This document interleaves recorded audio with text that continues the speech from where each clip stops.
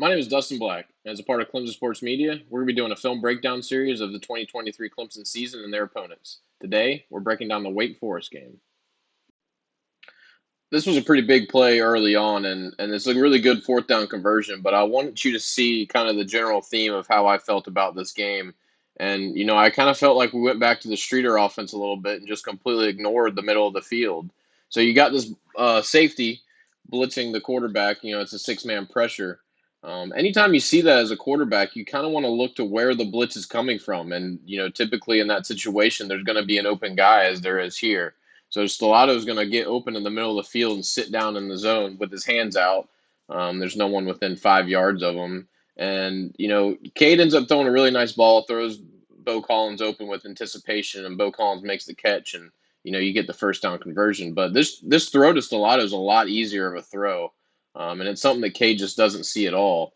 It kind of seemed like in this game on Saturday, Cade really locked into his first read and really, had his target set before he ever snapped the ball and didn't really scan the field. But we really didn't attack the middle of the field on Saturday, and it was pretty disappointing to see. And I'll go through a couple of plays, but good play here, good fourth down conversion. I know it seems like I'm nitpicking, but really this is a really good play design by Riley. And Bo Collins is open. I'll give you that, but Troy Stellato is wide open, and he's ready to catch the ball. He sat down in the zone, and throwing to where that blitz is coming from kind of makes defensive coordinators second guess about sending the blitz. If you're not going to punish them for sending that guy and having a guy catch the ball over the middle, well, I'm just going to keep sending him as a defensive coordinator because you're really just ignoring it. You got to punish the teams that want to do that to you, and a lot of times throwing to where the blitzes come from, you'll find an open guy somewhere. This offensive line has really struggled in short yardage situations this year, but this was a really good rep. So this is 2nd and 1. You're on Wake Forest 11-yard line, and they're really going to reset the line of scrimmage here. Now, obviously, Wake Forest is in a three-man front, so it makes it a little bit easier, but it's still good to see. And, for my money, this is the line that I think Clemson should, play most of the time going forward. You got Colin Sadler at left tackle. You got Marcus Tate left guard, Putnam at center. You got Harris Sewell, the freshman. He makes some freshman mistakes like any freshman does, but I think he's got a lot of promise, and I really like watching him play, and he put some good stuff on film. And then you got Blake Miller at right tackle. So for my money, that's the five best linemen Clemson have. I'd like to see that as the line going forward. I know that they like to rotate Lee in there a lot at left tackle. I know that Mays has played a good bit at right guard, but I think that these are your guys going forward. So Wake's in a three-man front, so obviously it makes this short yardage situation a little bit easier, but it's still a good rep. And I personally think that Colin Sadler had a really good day on Saturday, and I highlighted him here as well. So his get off so fast that this linebacker actually gets turned around. He's got his back to the line of scrimmage, completely taking him out of the play. And I put that line there just to show you, that's what resetting the line of scrimmage looks like. A lot of times we don't see this with this Clemson offensive line. But that line right there, you're pushing your guys back past the yard to gain. You're usually going to convert that, short yardage situation. So really good rep by them. Once Colin Sadler gets that guy, initially, well, his next move is to turn around and block the next guy. So not only is he, successful in his first block, but his next thought is, okay, who's my next guy to block, and continues the play. And that was huge. I just think that level of effort is something we need on this offensive line. You need that attitude of, I'm going to block whatever's in front of me, and I just really like his demeanor on the field. I know he's probably not your prototypical left tackle, but he fits the mold of Clemson left tackles that have been successful for us in the past, and I'd like to see him get more run going forward. I thought he had a really good game, like I said, on Saturday, and I know the PFF grades say that Tristan Lee's better, but when I turn the film on, I really like what Sadler's doing as opposed to Lee, and like I said, I think that these five guys are your guys moving forward, and without Parks in the lineup, right guard is going to be an issue, but I think playing Sewell and letting him get his freshman mistakes out of the year or out of the way this year would be huge for the line going forward. One issue with this Clemson offense so far is spacing. It's something that no one's really talked about yet, but it just seems kind of quirky at times, and this is a really good example of that. So this is Shipley and Bo Collins to the field side. Cade's going to lock on this half of the field. He never scans the middle of the field. He never looks to the boundary. He's locked in on this, this side. He likes to match up over here, or he's just doing a half field read concept or something. But this is just what I mean by poor spacing. Is that I'd like to see Shipley cut off his route here, and that would make that defender to the flat make a decision. Either he's got to bite on Shipley, or he's got to follow Bo Collins, but he can't defend both. But what happens is Shipley runs this route to here, and there's one defender guarding two of your receivers, and Cade's getting ready to release this ball. Now Cade thinks they're in man coverage. I know this because he's that defender's running with Bo when he's releasing this ball, and he's thinking once Shipley breaks off his route and runs his comeback route, he's going to be wide open. But that's just not the case. This flat defender passes Bo off to the safety, and he's right there with Shipley. Now he sails this ball anyways, which is a good thing because if he underthrew it, it could be a pick six.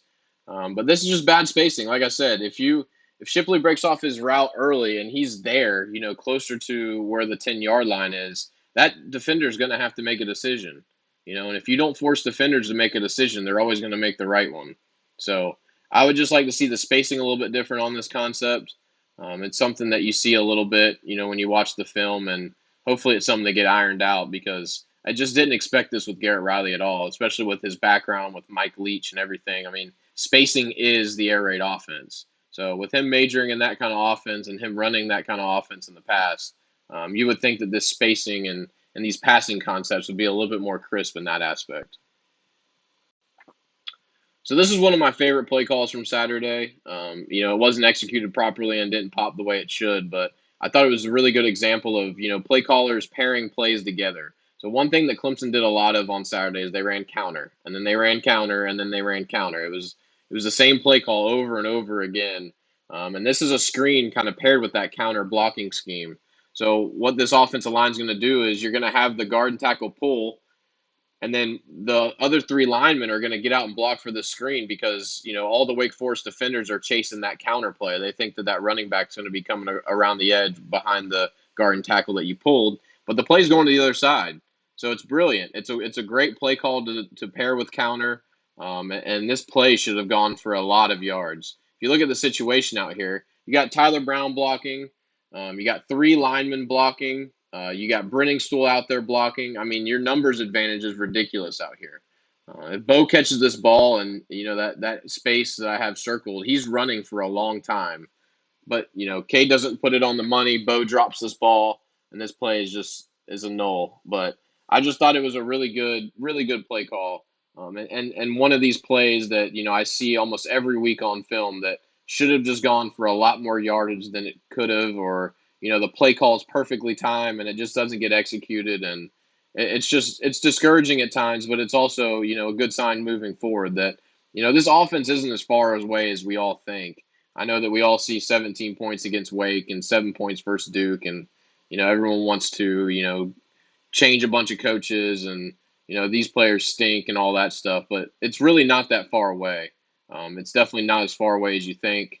And, I know that there's going to be inconsistencies with this offense, especially with Cade still working through some things. But I think we're still going to see some good games of offense. I still think that there are some games like Florida State in this team, and you just never know when they're going to come. But this offense isn't far away, and I think that the bye week's going to be good, and I definitely think they're going to look at plays like this and think that when we call plays like this and they're timed in this manner, we definitely got to hit these, and if Bo catches this and runs for a long time, maybe Clemson ends up getting points out of this drive, and it's a completely different ball game. This was a huge missed opportunity on Saturday, and I saw this live whenever they did this replay, and it was really really shocking that this play didn't go for six. And this is Cade on 3rd and goal. Pass protection's good. It's not great. That's going to break down. But up to this point where Stelato's wide open, Cade's got time to release this ball, and he's looking this way. Just release the ball and get this guy the ball in space. When Garrett Riley draws up a play like this, for a guy inside, the opponent's 10-yard line, you're not going to get this much separation from another play.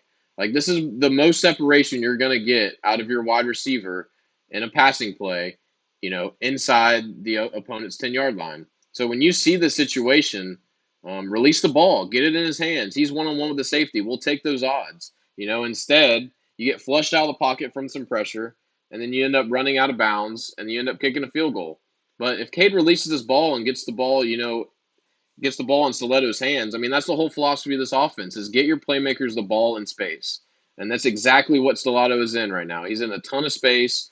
All you have to do is get him the ball. It's not a hard throw, not a hard catch. And he probably runs this in. And even if he gets tackled at the 2 or 1, I mean, that's a lot better of a situation than your quarterback scrambling and running out of bounds and then eventually kicking a field goal. So this was a huge missed opportunity. Thought it was another great play call by Garrett Riley, another great play design. Just if you get that much separation in the red zone, get the guy the ball in his hands. I mean, let him make a play. Instead, you try and play hero and try and run out of bounds. And, it was a rough day for Cade on Saturday. I just wish he would release the ball a little bit quicker and just make better reads. Especially when Garrett Riley makes these kind of play calls. You gotta trust what you practice, and you got to know that this play is probably going to pop. But by the way the defense is aligned, and Stellato has had big games. This year he's shown that you can trust him. Especially with his hands. So just release the ball, get him the ball, and see what happens. So pretty disappointed he didn't release that ball there, and you're pretty disappointed to walk away with 3 points. This is one thing on Saturday that we just have to talk about.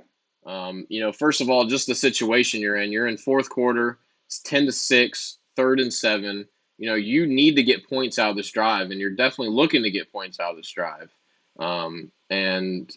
Lined up on the field, you have Troy Stellato, you have Jake Brenningstool, you have Hamp Green in the slot, and then you have Bo Collins on the outside. And those are the wide receivers you choose to go with on this situation. Out of all those wide receivers, you choose to throw the ball to Hamp Green. In this situation is just unbelievable. I'm not saying this kid should never play. I'm sure he's a great kid. I'm sure he practices hard, and I'm sure he's one of the most accountable kids on the team. But there's no reason in this situation to be throwing him the ball and expecting him to make this play. For one, it just doesn't look like they rep this play very often. If you're thinking about it, how often is Hamp Green running with the ones in practice? How many times have him and Cade, run that play with all the ones on the field against, Clemson's defense? Probably not very often. I mean, maybe they have, but not as much as Tyler Brown has, not as much as Brenningstool has, definitely not as much as Bo Collins has. So when I look at the situation, I just don't think, Hamp Green should ever be like, your 1 or 2 option. He may be the 3rd or 4th option on this play, and that's fine. But you should never be looking to go to him in this situation. It's not fair to him, someone who doesn't get a lot of playing time. It's not fair to Cade to try and throw to a wide receiver that he doesn't really rep this play with as much. And it's also not fair to Brenningstool, who runs a great route. I mean, look at where Brenningstool is. I mean, I know this ball is already released, but that safety doesn't know it. Brenningstool is separated from his defender, and Cade has time. So if Cade just lets this play develop a little bit, he's got Brenningstool deep. And even if he underthrows Brenningstool a little bit, he's big and physical enough to work back towards the ball and make that catch. So incredibly disappointed with this play, incredibly disappointed with the read or the progression, and just kind of the mismanagement of personnel. I think if Tyler Brown's on the field, you probably score a touchdown on this play, and you needed it. It's 10-6, fourth quarter, 3rd and 7. So this was just one play that I just kind of audibly laughed whenever this play happened. I know it's not funny, the situation that Clemson is in at this moment, but it's just something that, I don't think that's ever going to change. And you just hope to see better, management of your personnel going forward, and just not ask them to do things like this in this situation. I mean, this is a big situation in your football game. Go to your good players, go to your players you can count on. I don't mean to bash on the kid. Like I said, I'm sure he's a great kid. He made a great catch earlier in the year, SportsCenter top 10. I know he's got talent. I know he's got ability, but he just doesn't get enough reps to where you're depending on this kid in this situation. It's not fair to him. It's not fair to the offense, and it was incredibly disappointing.